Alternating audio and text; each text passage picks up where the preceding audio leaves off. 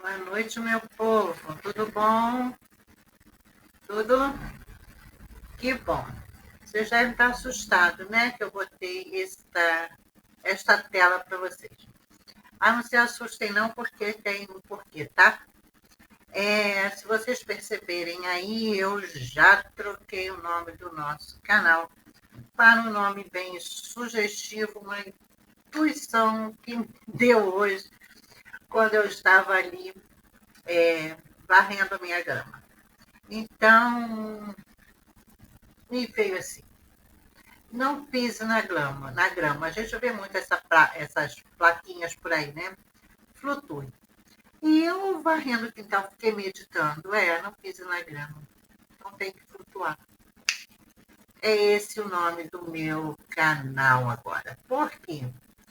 Porque diante de tantas mentiras que nós vivemos, e isso é só para os, né, espertos, as pessoas inteligentes aqui do meu canal vão entender, né? No mundo que a gente vive, onde pessoas, né, a gente vive 99% da nossa verdade é mentira. Então, se vocês pararem, né, para observar que nós vivemos um mundo de mentira, que vai da religião, à política, até aqui nessa plataforma onde nós temos aí YouTubers, né, diversos, que a gente até se perde nesse universo, de pessoas que abrem canais de ação social para mentir, para faturar, seja através da própria plataforma ou através dos emocionados da vida, no mundo que a gente vive de um 13 Atlas, que não é cometa, não é nave, mas mantém contato, faz contato com a Terra, num mundo onde as pessoas brigam, discutem-se, né? Literalmente se destroem por conta de religião, líderes religiosos, enfim. No mundo, pessoal, onde 99,9% do que pensamos que sabemos é mentira, em todo momento da sua vida, a minha sugestão é essa. Não pise na grama. Flutue. Flutue. Sobrevoe tudo para poder observar melhor. E, para mim, essa é uma grande verdade. Em nada podemos acreditar de bate-pronto. Temos que primeiro, né, flutuar, observar, navegar sobre essas ondas para poder termos discernimento do que é verdade, do que é mentira. E isso é só uma dica aí para o grande despertar da consciência, a despertar esse que eu convido todos vocês a tentarem, né, buscarem, conhecer, entender, estudar, porque o tempo é esse. Se não despertar agora, não despertará jamais. Já postei vários vídeos aqui mostrando várias evidências de mentiras que a gente vive aí na plataforma, mas também na nossa política. Supostos presidentes que se dizem vivos e não estão mais, né? Então, não tem muito o que falar, é só porque a gente não pode obrigar ninguém a acreditar em nada. Mas eu vou dando umas dicas assim, só para que ninguém se assuste quando as verdades chegarem, né? Então, pessoal, por que eu estou fazendo aí dica com esse vídeo dessa senhora? É um vídeo que eu resolvi compartilhar com vocês, desvendando aí, mas caindo mais uma máscara, né, desses líderes religiosos. Eu estou pensando bem aqui no título para este vídeo, E eu penso que deveria ser o que leva o ser humano a buscar líderes aqui nesse plano e deixar de seguir a verdadeira fonte, que não precisa de intermediário, que é o próprio Senhor Jesus, né?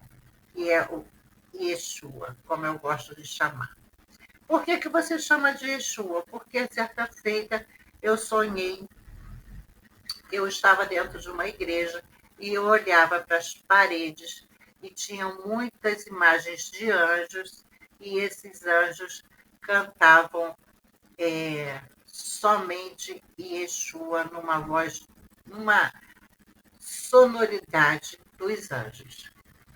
E aquilo me embriagou de mais amor ainda por Yeshua.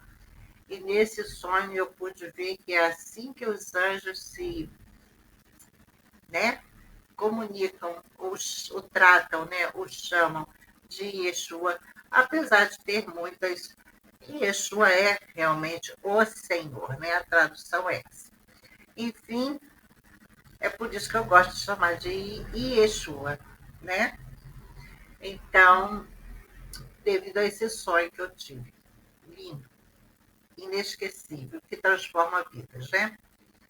Então, pessoal, esta senhora, eu estava vendo um vídeo dela, por acaso eu falei, vou levar para o meu povo, por que não? Então, vamos assistir esse vídeo, um pedacinho do que ela conta a respeito, isso aqui é só um trecho, tá? Da vida dela na religião. Bora. Disse que não era muito legal a gente casar com pessoas que não eram do ministério. Mas eu, né, casei assim mesmo. Né? E aí, como. Vou voltar para vocês entenderem, tá? Casar, e esse meu pastor, ele disse que não era muito legal a gente casar com pessoas que não eram do mesmo ministério. Mas eu, né, casei assim mesmo. Né? E aí, como os ministérios, que a gente tem que casar direitinho e tal. Só que ele tinha um amigo que sempre estava na casa dele, porque ele morava só. Tinha um amigo que almoçava lá, ia lá, e eu perguntava. Dizia, não, porque eu moro só, e o Paulo Roberto sempre veio ficar comigo aqui. Mas quando a gente casava, de tudo diferente e tal, aí tudo bem. Eu casei, né, não pensava nada demais, porque crente, né, o mesmo. E aí, quando eu casei com esse rapaz, com 56 dias, eu fui na rua, né, ele ficou em casa, eu fui na rua pagar umas coisas. E aí, quando eu cheguei no caminho, pegar o ônibus, né, eu encontrei uma irmã da igreja dele, né, e perguntando como era que a gente estava e tal. E eu falei, né, estava começando a falar lá, de boa, e logo na sandália, eu saí com uma sandália, que ela era de madeira, né, um salto. E aí eu caminhei um pouco no calçamento para chegar no asfalto, e aí quebrou o salto um lado, né. Aí eu disse, eu fiquei com essa mulher conversando mais ou menos uma hora. E aí eu disse, mulher, minha sandália quebrou, eu tenho que ir lá em casa, vou ficar lá em casa para trocar de sandália. E quando eu voltei, que lá a gente morava assim, nos lotes, que não era perigoso, a gente podia deixar a porta um pouco aberta e tal. Aí quando eu cheguei, a porta estava um pouco aberta, eu entrei de uma vez, né? E quando eu fui pro quarto para trocar a sandália, meu marido estava com esse rapaz mantendo relações sexuais, né? Aí eu me assustei, entendeu? Eu falei, meu Deus, o que é isso, né? E aí ele levantou e tal, o cara também levantou, pedindo desculpa, me perdoe, me perdoe. E eu fiquei assim, né, sem ação, né? Fiquei só chorando e, né, sem entender nada e entendendo ao mesmo tempo. Então, aí ele correu para a reação dele foi correr para o armário e pegou uma arma branca e disse que se eu reagisse, fizesse alguma coisa contra o Paulo Roberto, ele ia, né, você sabe o que eu quero dizer, né, ia fazer um mal para mim. Então eu fui, fiquei lá, aí eu disse que não ia mais ter condições da gente continuar o casamento, e aí eu disse que ia pedir o divórcio. E logo eu pedi o divórcio e iria viajar, né? Eu disse, eu vou embora daqui, porque ficava os comentários, né, na igreja e tudo, né, ia ficar feio. Eu tinha que procurar meu pastor para conversar, porque toda a verdade, falar o que tinha acontecido, por que eu estava me separando e tudo. Aí eu falei pro pastor, meu pastor disse que se eu me separasse do meu marido, eu estava desobedecendo a igreja, o ministério e a palavra de Deus. Porque ele disse que na palavra de Deus, o que Deus une, o homem não separa, né? Então ele disse que se eu me separasse, eu ficava sem comunhão, né? E aí mesmo me divorciando, eu ia ficar sem comunhão. Então eu fiquei, não, pastor, eu vou me separar, não tem condição, eu peguei, pastor, é verdade, eu falando para ele. E aí o pastor começou a me marcar, entendeu? Voltar comigo e tudo. Só vou pausar aqui só para comentar com vocês de como eu fico embasbacada. Pessoas que seguem doutrinas religiosas, dogmas religiosos. Eu fico embasbacada, de verdade mesmo.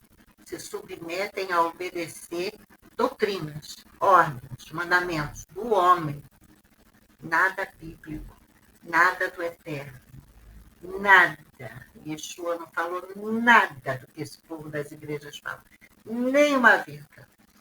Mas o povo se submete a acreditar e seguir.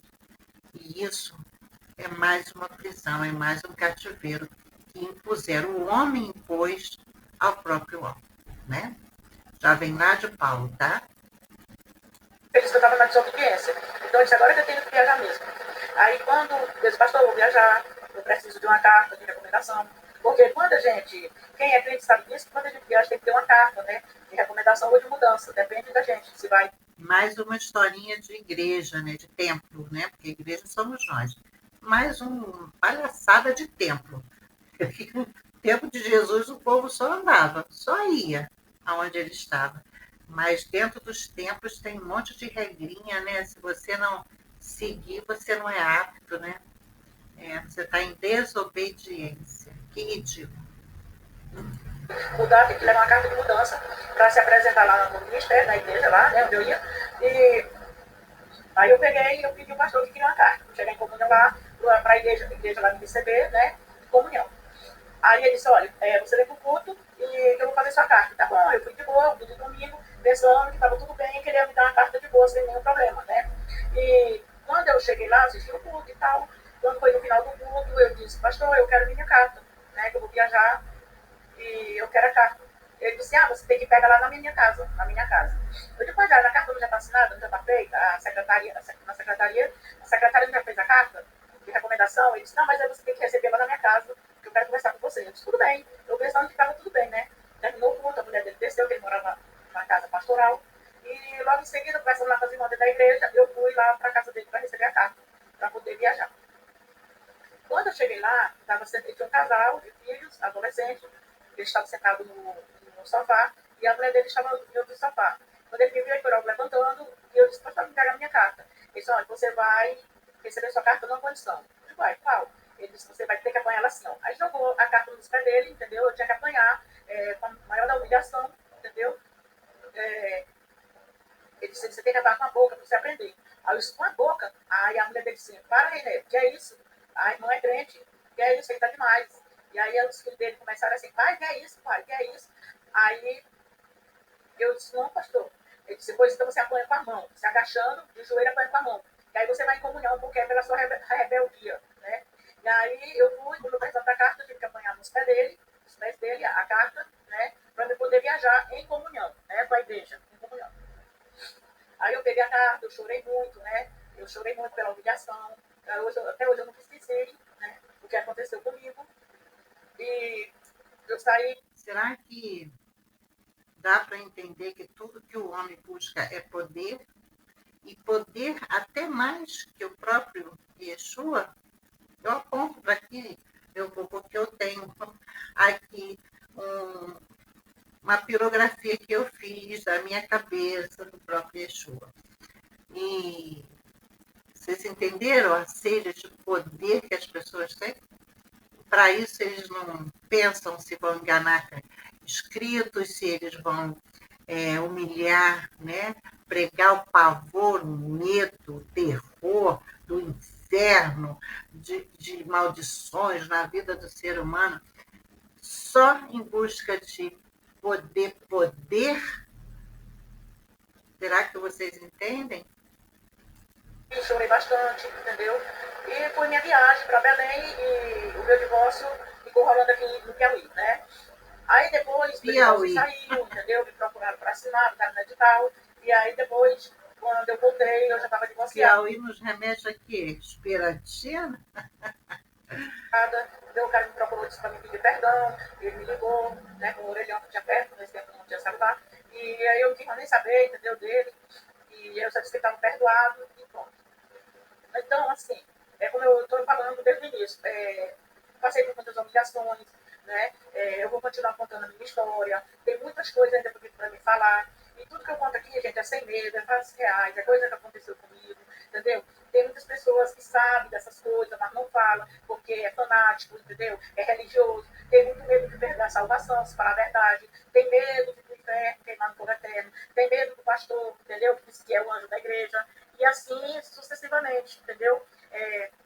Tem gente que não conta a verdade porque está lá, né, dentro da igreja, enfiado na religião, entendeu? Tem medo dos castigos de Deus, tem medo dos castigos de Jesus, tem medo da mão de Deus, tem medo do gavirote, do cão, do diabo, essas coisas, né? Então, assim, as pessoas ficam escondendo a verdade, entendeu? Tem pessoas aqui que sabem que isso existe, que quando o pastor pega no pé da pessoa tem qualquer desentendimento, né?